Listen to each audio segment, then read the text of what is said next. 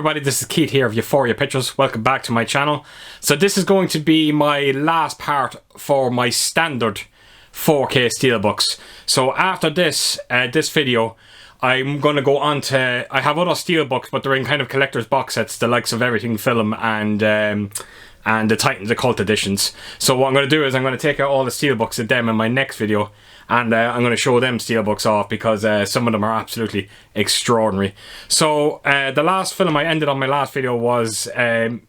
what was it? It was a film beginning with M anyway. Midway. Midway was the last film I finished on. So we're going to continue on with our M's. Now I'm going to quickly breeze through these first 5 because I've done a kind of a video on them already, but it's the Mission Impossible collection. These are Xavier exclusive editions as well. I fell in love with these the minute I seen them. I instantly snapped them up, and thank God I did, because I think they're out of print now. Well, I think they are, I might be wrong.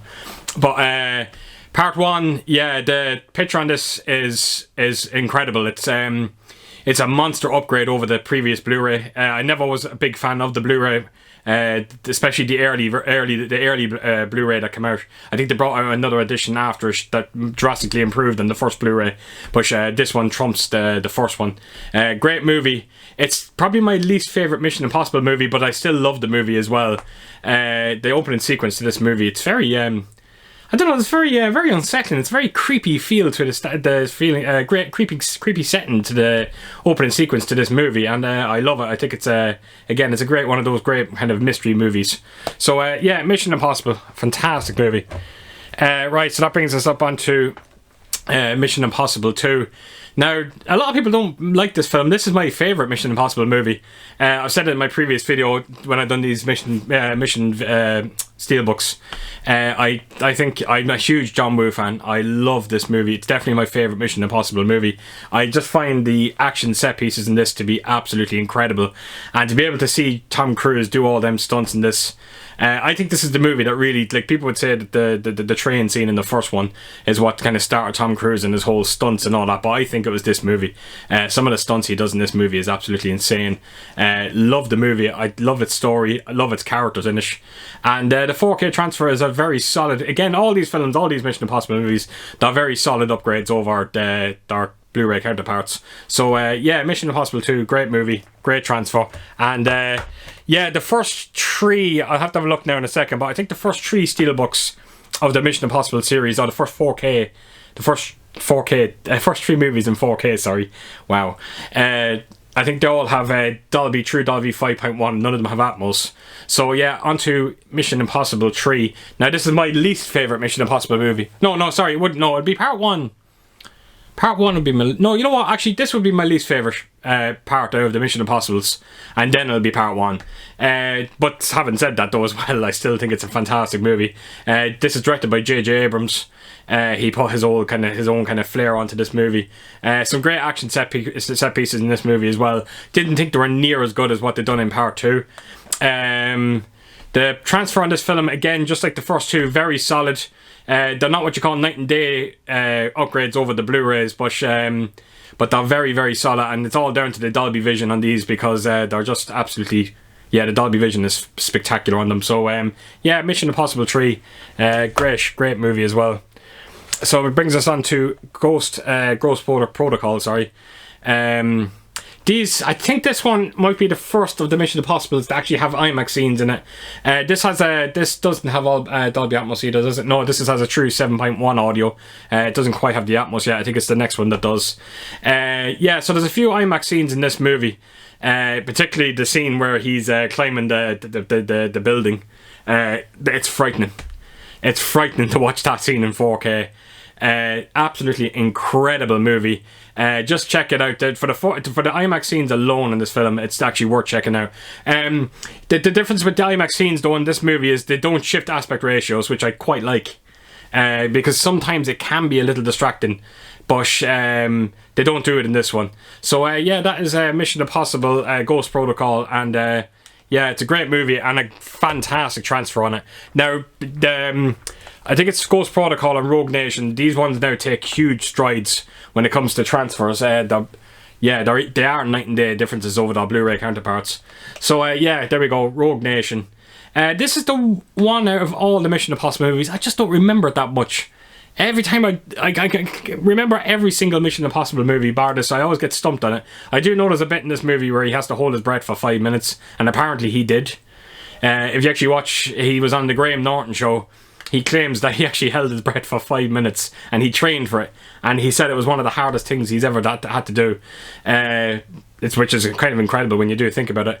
I can't really talk about the movie because I just can't remember it. But I know the transfer on this is absolutely amazing. I do remember the transfer being fantastic. Again, back to the IMAX scenes we have as well in this. And I don't think the aspect ratio shifts either.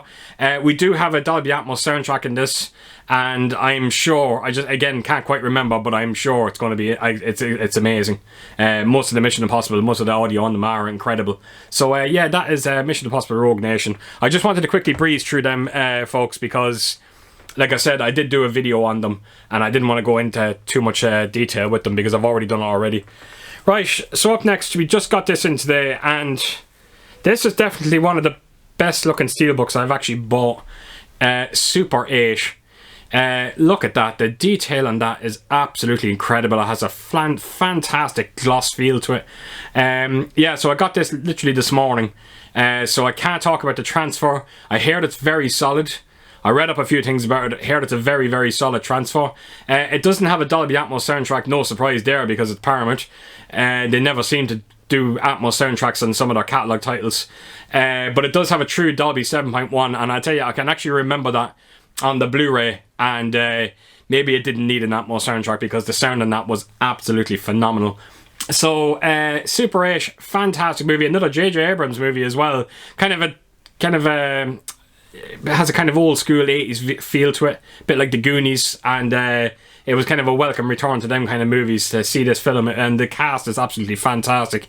Some of the kid actors in this is absolutely amazing, and if you have not seen this movie, do check it out. It's a heartfelt movie, it has to be said.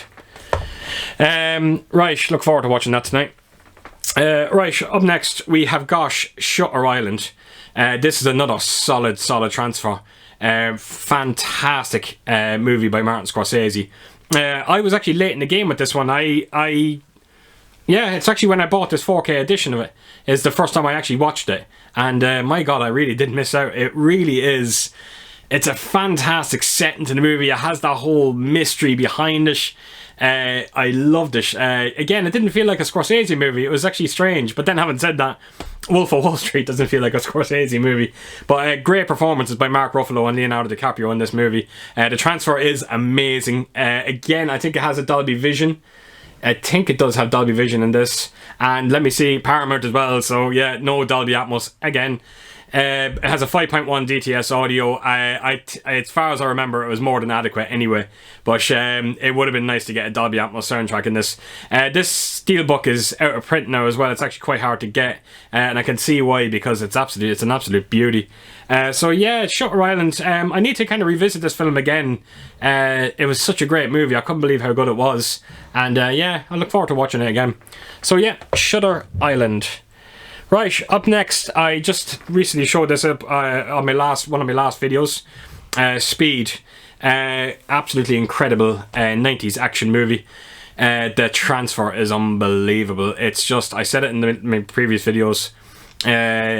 Some of the scenes, some of the exterior shots in this film actually looked like they were shot yesterday. It was absolutely incredible. No Dolby Atmos with it, which is a bit of a letdown at DTS 5.1, but the sound is absolutely amazing on this release. So again, maybe they didn't need an Atmos soundtrack on it. But yeah, we kind of revisited it again. I have to admit, when we watched it, Sandra Bullock, she didn't have her acting chops during this movie. Some of her acting was very deplorable in it, if I'm being totally honest. But it's a great movie. Over-the-top action sequences. Some of them are really, really stupid. I still think the scene with the jumping across the bridge, I think it's bloody stupid. It's madness. But it's fun, you know. So it's a great movie. Fantastic transfer. And if you're a fan of this movie, do pick it up on 4K because it really is extraordinary. Right, so the one and only movie that I know that I've watched that I just didn't get, Tenet. I don't know what to say about this movie. I just didn't understand it. Yeah, it was... This film is going to require at least 4 or 5 watches. to fully understand it. And to be honest with you, I don't think I'm willing to do that. But on the massive plus side, my God, the 4K transfer, come on, we know it's going to be great. It's Christopher Nolan. Every one of his films on 4K look spectacular. This one is definitely a highlight.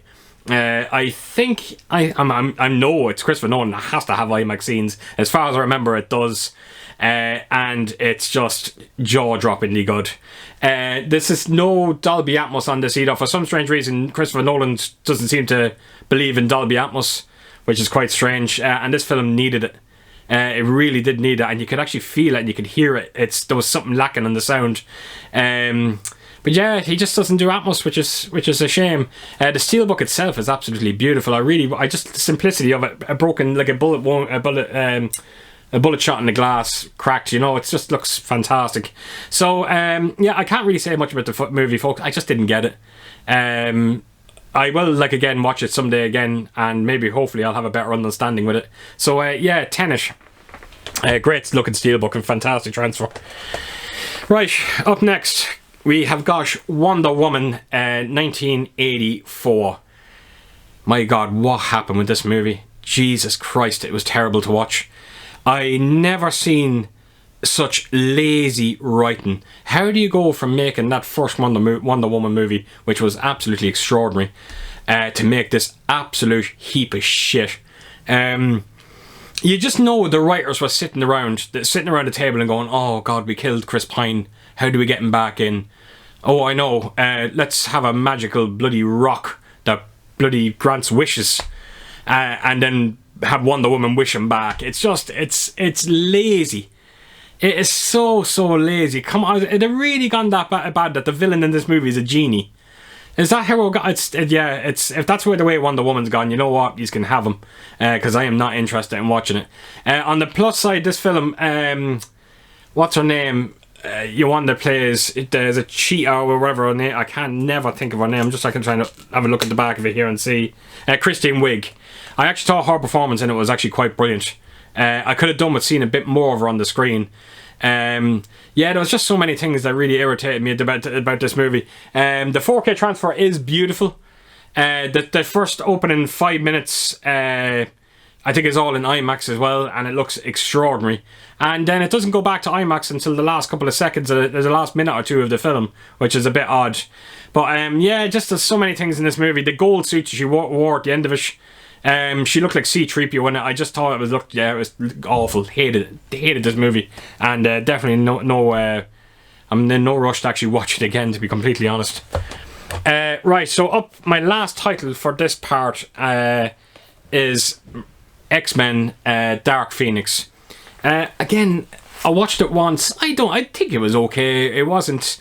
These movies, as you can, if you actually watch them all in a row, well, not in a row, but if you watch them in a row over a week, you can clearly see that they're just slowly dropping as each part goes by. And I definitely think this is the worst one of the bunch. You can tell even Jennifer Lawrence, you knew she didn't want to be in this movie. She just wanted out of this franchise now because she knows that it's dropping.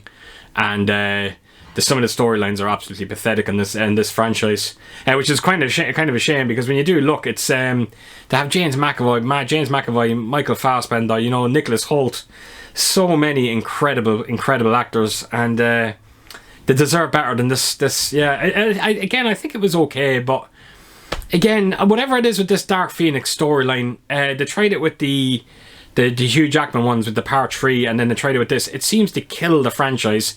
Stay away from the Dark Phoenix storyline. It's not working. It's not resonating with people. And yeah, so that's it. I think this franchise now is dead and buried.